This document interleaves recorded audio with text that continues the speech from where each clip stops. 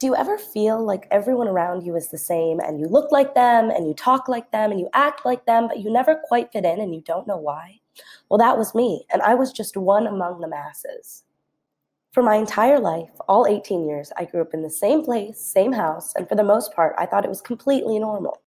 But what I came to realize while coming into my teenage years was that living in this place, this suburbia, it was anything but normal. It seemed as though everyone was living their lives in black and white, lost and confused in the jungle, just begging for something more. Just begging for some color, begging for something to change. And I was one of them.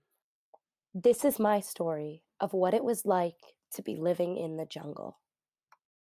Growing up, I felt defenseless. I was surrounded by lions with loud roars to which I could not compete.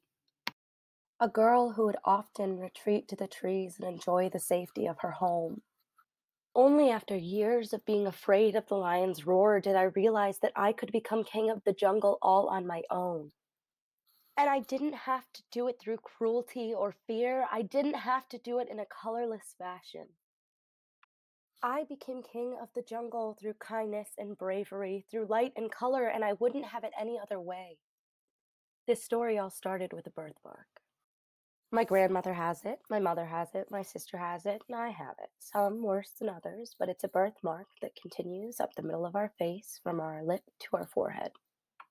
The first thing that the nurse told my father when he held me was, "You know that's going to be there for the rest of her life, right?" But as opposed to telling me to be ashamed about the way I looked, my parents took it upon themselves to tell me every day that I was beautiful. The kids at school, however, did not feel the same. I didn't know that elementary schoolers had the imagination to come up with some of the insults that they did, but the one that hurt the most was a girl telling me every day to wipe the grape juice off of my lip. I didn't like the way I looked, I didn't like the way I felt, and I didn't like the way that they were treating me. And through thinking about this, I realized that something needed to change.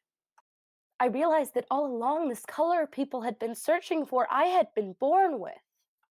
I realized that I could use this color that I had been born with and spread it to others through kindness. I became king of my own jungle by teaching others to love themselves and teaching myself to do the same.